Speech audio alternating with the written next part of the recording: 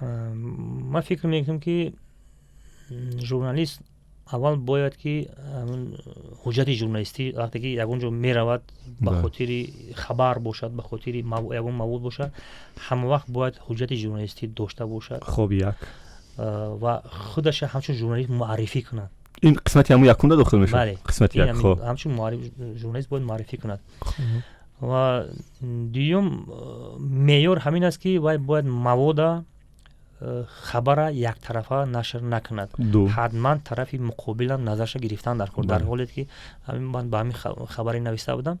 من کوشش زیاد کردم که نظر تمایلاتم گیرم، لیکن با قریب 10 بار زنگ زدن من جواب نداد. و من حاضرم که نظرش گرفته چاپ کنم در سیوم. خب سیوم کدام نمودی معیار رو بگیریم؟ اونجا 15 معیار است، بین و انتخاب کردن سخت است. دزدی نکند باید. پلاگیات. پارا نگیریم یا دزدی؟ یا مواد کسی دیگر؟ مواد کسی را باید ندزدیم. اگر مواد کسی را که گرفتنی شویم حتما باید در زیرش بازنشر از صحیفه فلانی یا که همین چیزو باید باشه. اساساً وقتی که سال 93 شاید رجب هم نقل کرده باشه در این مسئله و اونو را با پختچینی به ناحیه یاوون بردن و ما گویا که از ناحیه تشکیل کردیم، تلگرام روان کردن که خیلی باید حتما به ناحیه بیاییم و همین پیشنهاد کردیم. ما را با پختچینی نبردن، منو دلشادی عبدالمجید رو. بعد ما رفتیم به شهر تاشکند تماشا رفتیم. بله تماشا اونو پختچینی رفتن. بعد در برابری که اونو بعد چند ماه از پختچینی برگشتن ما هم اومدیم خیلی دانشگاه با درس ادامه دادیم.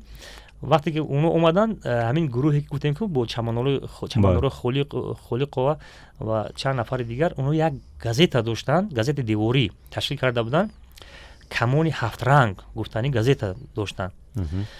بعد وقتی که بچه‌ها از پختچینی اومدن و همین گازیت دیواری را دیدن کمانی 7 رنگ، خیلی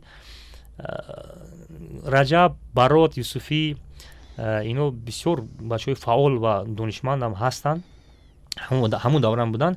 اینو در یک شب تشکیل کردن یک گازیت دیگر کمون یک رنگ. خب بسیار جالب بود همین چیز. اونو کمون 7 رنگ کردن، اینو کمون یک رنگ کردن. خلاصه گازیت دیواری رجب که یک سرمحریرش بود گویا بسیار جالب بود و ما یک گروه دیگر بودیم، گروه دیگر تشکیل کرده بودیم. ما 7 نفر بودیم، من، دلشادی عبدالمجید، شهلای نجم‌الدین و چند نفر دیگر. ما جمع شدیم در خانه. اون وقت شهلا فقط خانه داشت در شهر دوشنبه، شهلای نجم‌الدین. ما جمع شدیم و همونجا تصمیم گرفتیم ما یک گازیت دیواری ما هم باید تشکیل کنیم. خب و ما تشکیل کردیم گازیت اگنت 007. بله بسیار جالب بود همین گازیت ها. همین محیطی بسیار زیق و محیطی همین چی خیلی گم محیطی بگیم که فوجیابوری. بله فوجیابور بگیم، محیطی که هیچ کس به آینده اونقدر امید نداشت. همینم ما زنده کردیم با همین گازیت‌های دیواری ما زنده کردیم. با همین خیلی بعد یک 4-5 نشر دیگه اونم از بین رفتن دیگه. هم خیلی فعالیت ناحیه 5 که چند لحظه پیشتر از اونجا آمدید راست با برنامه ما، ناحیه نزدی سرحدی با افغانستان است که بالاتر ما در مورد سفارتش هم گفتیم. و آن سوی مرد علاقه حالت معلوم. مردم در 5 چه زندگی دارن؟ معمولی یگون در دیگه برای مردم دهقان، برای مردم زحمتکش یگون تاثیرم نمیبخشد همین وضع ناآرامی اون طرف. مثلا اگر ناآرام بگویم اون طرف یگون تاثیرم نمیبخشد، به خاطر که مردم علاقه عادت کردن به همون. مثلا وقتی ما طلبه بودیم، خب من در سال همون بگیم که طلبگیمون سال 85 86 همین آواز تیر توپ و گرانتامیوت و همین چیزا میشنیدیم، جنگ‌های شوروی با افغانستان. بله همون دوره. این برای مردم یک علاقه چی میگم یک عادت شده است که خیلی بعضی خانه‌ها هستن که در نزد سیمخوار هستن اونجا کشتکار میکنن اون طرف. میبینی اگر دوربین داشته باشی میبینی که مردم اون طرف کشتکار میکنن. در کدام حالت کار رو در فرش بس میکنید؟ дар ҳолате ки агар Хуршед Атулло ба ман фишор биёрад. ки Хуршед Атулло. фишор бале. то ин вақт фишор набуд? На, бисёр озод аст муҳит. таҳрир намекунад навиштаатона? На, таҳрир намекунад. хуб, рост аст ки рӯзноманигорро бо пул харида мешавад? агар рӯзноманигори порагир бошаду камбағал бошад, иродаш суст бошад, харидан мумкин. барои як рӯзноманигори асри 21 пул муҳим ё ҳақиқатнигорӣ? ман фикр мекунам ҳақиқатнигорӣ бояд муҳим бошад. тасаввур кунед ки 3 рӯз дунё бепул бошад, чӣ ҳодиса мешавад? пул нест.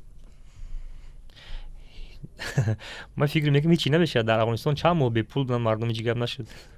3 рӯзноманигори хуби имрӯзи кишварро бигед ки матраҳ аст. номи онҳо, кори онҳо. рӯзноманигори хуб албатта Раҷаби Мирзо аст. беҳтарин рӯзноманигор. ва мулло Раҷаб Юсуфӣ аст аз Радиои Озодӣ.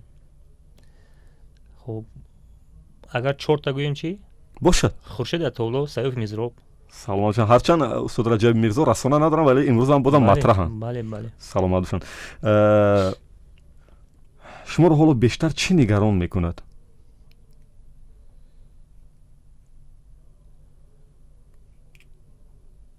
ояндаи фарзандон. барои чӣ нигарон мекунад?